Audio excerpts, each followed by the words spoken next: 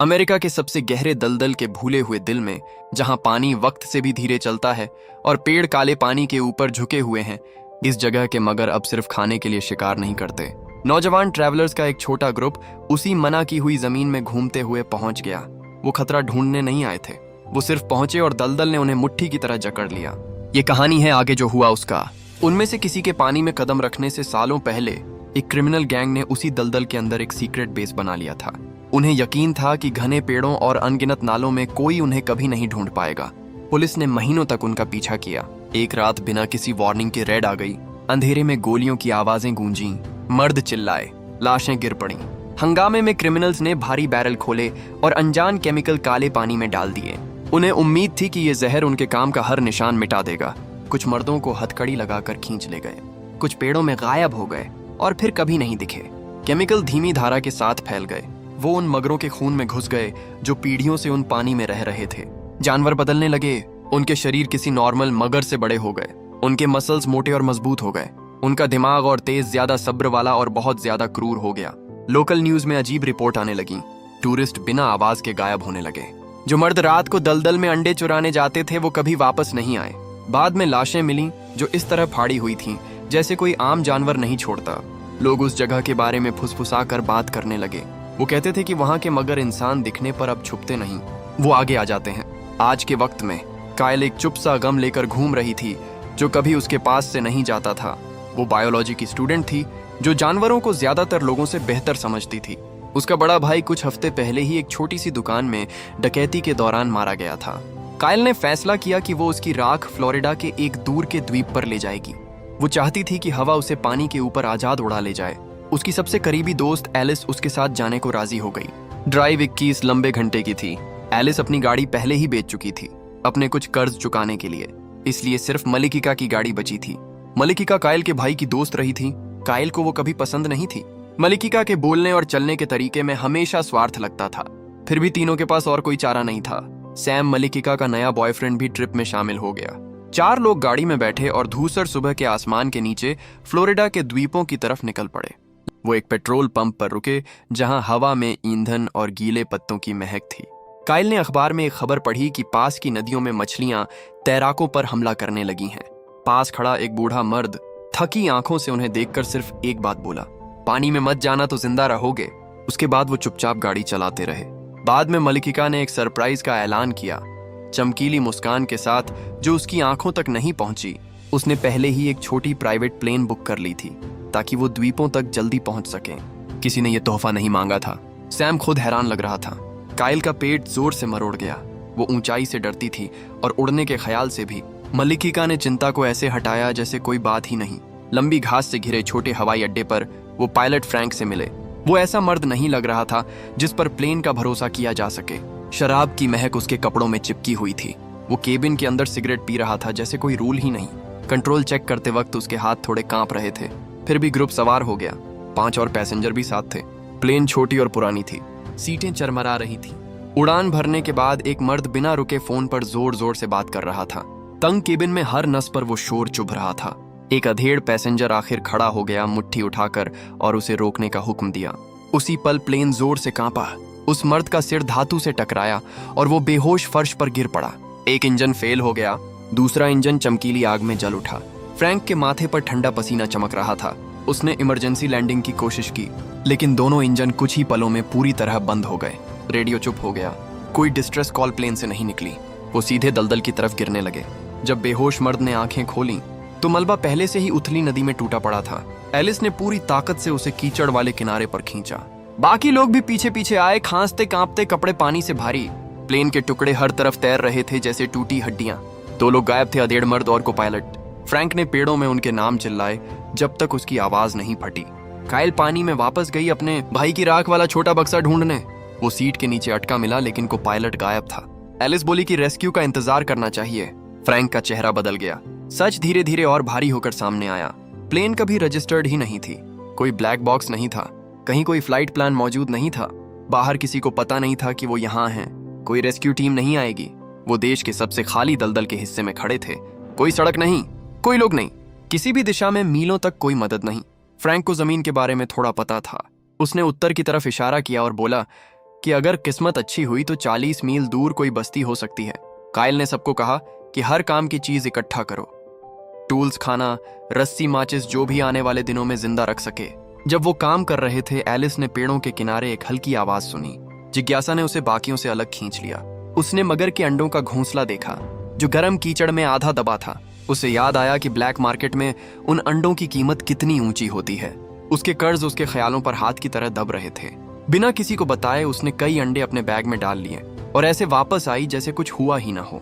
नदी की सतह पर मलबे के बीच कुछ चमकदार तैर रहा था। फ्रैंक उसे लेने पानी में कूद गया। कायल और सैम भी उसके पीछे पानी में गए। वो ज्यादा दूर नहीं गए थे कि एक विशाल मगर बिना आवाज काले पानी से निकला। उसने फ्रैंक को कमर से पकड़ा और डेथ रोल में घुमाया, जो सेकंडों में उसे नीचे खींच ले गया। पानी लाल हो गया। बाकी लोग शुद्ध डर में किनारे वापस भागे। दिल जोर जोर से धड़क रहे थे। कायल बायोलॉजी स्टूडेंट ने अपनी आवाज को स्थिर रखने की कोशिश की, हालांकि उसके हाथ कांप रहे थे। उसने समझाया कि वो शायद घोंसले की जगह के पास हैं, मगर जब अंडे पास होते हैं तो अपना इलाका पूरी हिंसा से बचाते हैं। सिर्फ एक ही चारा था, तुरंत निकलना उत्तर की तरफ, जिस तरफ फ्रैंक ने मरने से पहले इशारा किया था। रात दलदल पर भारी कंबल की तरह गिर पड़ी। उन्होंने टूटी टहनियों से छोटी आग जलाई और पास पास बैठ गए। चिंगारियां काले आसमान में उठीं। एक एक करके नींद ने उन्हें ले लिया। ग्रुप का एक मर्द अंधेरे में पेशाब करने उठा। उसका फोन अचानक बजा। क्रैश के बाद पहला सिग्नल। उसने कॉल उठाने की कोशिश की। एक मगर झाड़ियों से फटकर निकला और उसके सिर पर जबड़े बंद कर दिए। सुबह उन्होंने देखा जो कुछ बचा था उसका खून और फटा मांस कीचड़ में इस तरह मिला था कि कई लोगों ने मुंह फेर लिया और उल्टी कर दी। बहुत देर तक कोई नहीं बोला। फ्रैंक ने एक बार आग के पास बैठे वक्त इन जानवरों के बारे में अफवाहें बताई थीं। उसने कहा था कि वो किसी नॉर्मल मगर से तेज चलते हैं। वो मजा के लिए भी मारते हैं जितना खाने के लिए। आम मगर इंसान दिखने पर छुप जाते हैं, ये बिना डर के आगे आते हैं। दूर के गांव वालों ने एक विशाल मादा को नाम भी दे रखा था। उसके चेहरे पर एक काला निशान था और कहा जाता था कि वो सबसे खतरनाक है। उस दिन बाद में एलिस ने दूर एक ढांचा देखा जो पेड़ों के ऊपर घर जैसा लग रहा था। हर सीने में उम्मीद जगी। वो मोटे कीचड़ से होते हुए उस तरफ बढ़े जो उनके जूतों को खींच रहा था। एक अधेड़ औरत ग्रुप के आगे चल रही थी। कायल ने अचानक हाथ उठाया। हवा में एक हल्की आवाज आई। कुछ बड़ा झाड़ियों में हिल रहा था। उसने सबको रुकने और सुनने को कहा। फिर उसने घनी वनस्पति की तरफ इशारा किया और फुसफुसाकर बोला कि कई मगर वहां छुपे होने लगभग पक्के हैं। उसने आगे वाली औरत को जड़ होने को कहा और बाकियों को पास पास रहने का हुक्म दिया, मगर अकेले टारगेट को पसंद करते हैं। ग्रुप पर हमला मुश्किल होता है। वार्निंग देर से आई। एक मगर पानी से डरावनी स्पीड से निकला, औरत को पकड़ा और सतह के नीचे गायब हो गया और जानवर हर तरफ से एक साथ दिखे। बचे हुए लोग पुराने लकड़ी के घर की तरफ भागे और पूरी ताकत से दरवाजा बंद किया। एक लड़की का पैर बंद होते जबड़े में फंस गया। ठीक जब दरवाजा लगभग बंद हो रहा था, उसकी चीख अंधेरे कमरे में गूंजी और हर रीढ़ में ठंडक दौड़ गई। बाकियों ने डंडों और हाथों से मगर का मुंह खोला और उसे अंदर खींच लिया। बाहर जानवर बार बार लकड़ी से टकरा रहा था, तोड़ने की कोशिश में। हंगामे के बीच मलिकिका सिर्फ खुद छुपने की जगह ढूंढ रही थी। उसने मदद के हर पुकार और दरवाजा धकेलने के हर हुक्म को अनसुना किया। लंबी जद्दोजहद के बाद मगर आखिर पानी में वापस चला गया। फिर बाहर अंधेरे से एक नई चीख उठी। अधेड़ औरत को फाड़ा जा रहा था।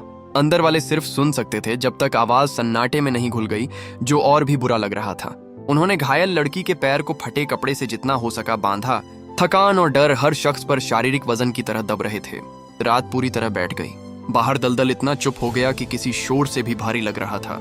मलिकिका जोर दे रही थी कि घर के अंदर ही रहना चाहिए।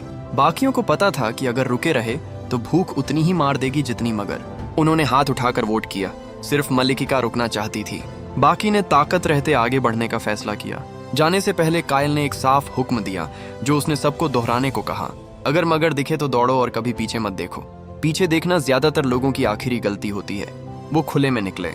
हर कदम मौत के साथ चलने जैसा लग रहा था। वो सुबह की धुंध में सावधानी से चले। पहले कोई मगर नहीं दिखा। घायल लड़की हर कदम पर जूझ रही थी। उसका बॉयफ्रेंड उसका वजन संभाल रहा था और हौसला दे रहा था। मलिकिका शिकायत कर रही थी कि धीमी रफ्तार सबको खतरे में डाल रही है। बहस छिड़ गई जबकि खतरा दोनों तरफ था। वो एक चौड़ी नदी तक पहुंचे जिसने रास्ता पूरी तरह रोक लिया था। आगे बढ़ने का सिर्फ एक ही तरीका था, क्रॉस करना, पुराने नक्शे पर मार्क के फैक्ट्री की तरफ। बचे हुए एक मर्द ने सुझाव दिया कि गिरी लकड़ियों से राफ्ट बनाओ और धारा को ले जाने दो। मलिकिका पानी से सबसे ज्यादा डर रही थी। मर्द ने समझाया कि हाल की बारिश ने हवा ठंडी कर दी है। ऐसे मौसम में मगर अपना बॉडी टेम्परेचर कंट्रोल नहीं कर पाते और अक्सर ठंडी जगहों में छुपे रहते हैं। उन्होंने जल्दी काम किया क्योंकि जानते थे सूरज ढलने पर खतरा और बढ़ जाएगा। खुरदुरी लकड़ी से हाथ खून से लथपथ हो गए, फिर भी उन्हें आगे बढ़ना था। वो पुराने नक्शे पर मार्क के परित्यक्त फैक्ट्री तक पहुंचे। कंक्रीट फर्श पर गोली के खोल बिखरे पड़े थे। फ्रैंक ने उन्हें स्पेशल टास्क फोर्स की गोलियां पहचाना। ये जगह किसी ऑफिशियल चार्ट पर नहीं थी। उसे यकीन था कि ये कभी अवैध काम की सीक्रेट साइट थी और पुलिस ने बहुत पहले रेड की थी। उसने चिल्लाया, उम्मीद में कि कोई अभी अंदर हो। उसकी आवाज ने सिर्फ उन मगरों को जगाया जिन्होंने बिल्डिंग को अपना घर बना लिया था।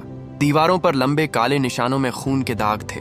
फ्रैंक ने फैसला किया कि 2 टीमों में बंटकर काम का रेडियो ढूंढें। उसने एलिस और मलिकिका को अपने साथ लिया। उसने एलिस को अकेले दूसरी कॉरिडोर चेक करने भेजा। मलिकिका के साथ अकेले फ्रैंक का गुस्सा आखिर फूट पड़ा। उसने कहा कि तू सिर्फ अपनी जान की फिक्र करती है और बार बार बाकियों को खतरे में डालती है। गुस्से में उसने उसे धक्का दिया। उसने ऊंचे प्लेटफॉर्म का किनारा पकड़ लिया और दोनों हाथों से लटक गई। वो जोर जोर से माफी मांगने लगी। आंसू चेहरे पर बह रहे थे। बाकियों ने चीखें सुनी और मलिकिका को सुरक्षित खींच लिया, लेकिन फ्रैंक हमेशा के लिए चला गया। मलिकिका रो रही थी और जो कुछ उसने किया उसकी माफी मांग रही थी। गम मनाने का वक्त नहीं था।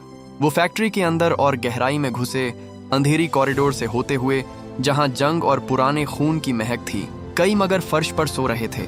उनके शरीर धीमी सांसों से उठ गिर रहे थे। कमरे के उस पार रेडियो का सामान पड़ा था जो उन्हें बचा सकता था। वो पूरा चुपचाप चले सोते दिग्गजों के बीच कदम रखते हुए काइल सुरक्षित कमरे में पहले पहुंची। सैम पीछे चलते हुए गलती से अंडों के घोंसले पर पैर रख दिया। मादा मगर हल्की चरमराहट की आवाज पर जाग गई। सैम मुड़ा। जबड़े चौंकाने वाली स्पीड से उसके लिए आए। बाकियों ने भारी दरवाजा ठीक वक्त पर बंद कर दिया। काइल कांपते हाथों से रेडियो चला रही थी। इंतजार करते वक्त काइल को धूल भरी मेज पर एक हैंडगन और लंबा चाकू मिला। दूसरा दरवाजा बाहर धूसर रोशनी में जाता था। जब उन्होंने खोला तो सबसे बड़ा मगर जो उन्होंने कभी देखा खड़ा इंतजार कर रहा था, सिर्फ कुछ कदम दूर। एक आंख के पास गहरी खरोंच थी। ये वही मादा थी जिसे गांव वालों ने नाम दिया था और सालों से डरते थे। कोई नहीं हिला। एलिस धीरे धीरे आगे बढ़ी। उसे आखिर समझ आ गया कि ये खास जानवर दलदल में इतनी सख्ती से उनका पीछा क्यों कर रहा था, मगर अपने बच्चों की रक्षा कर रहे थे। उसने बैग से एक चुराया हुआ अंडा निकाला और साफ दिखने के लिए ऊपर उठाया। विशाल मादा ने मुंह खोला और एलिस की बांह पर कुचलने वाले जोर से जबड़े बंद कर दिए। उसने उसे कंक्रीट की दीवार से बर्बर ताकत से पटका, फिर उसकी तरफ आई। काइल जमी खड़ी थी, बंदूक उसके हाथों में भारी। बाकियों ने एलिस को साफ खींच लिया, जबकि काइल मैगजीन खाली होने तक गोली चलाती रही। काइल पुराने केमिकल ड्रमों के ढेर पर चढ़ी। उसने एक भारी ड्रम जानवर की तरफ घुमाया और माचिस जलाई। आग दहाड़ती लहर में फूट पड़ी। विस्फोट और लपटों ने पौराणिक मगर को पूरी तरह निगल लिया। वो एक ऊंचे पुल तक पहुंचे और खुले आसमान के नीचे इंतजार किया। आखिर हेलीकॉप्टर दिखा। उसके रोटर्स की आवाज उन दिनों में पहली सच्ची उम्मीद थी। कुछ समय बाद काइल अकेली ऊंचे टावर पर खड़ी थी, फ्लोरिडा के पानी को देख रही। उसने छोटा बक्सा खोला और भाई की राख हवा पर उड़ा दी। वादा पूरा हो गया।